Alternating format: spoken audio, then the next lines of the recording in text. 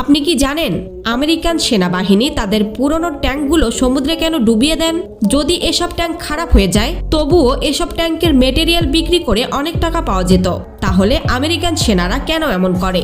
আসলে যখন এসব ট্যাঙ্ক পুরনো হয়ে যায় তখন এসব ট্যাঙ্ক পুনরায় রিপেয়ার করা ব্যয়বহুল এবং সময় সাপেক্ষ। তাই এসব পুরনো ট্যাঙ্ক সমুদ্রে ফেলে দেওয়া বেশি লাভজনক বলে মনে করেন তারা। তবে এসব ট্যাঙ্ক পানিতে ফেলে দেওয়ার পিছনে রয়েছে ইউনিক একটি কারণ।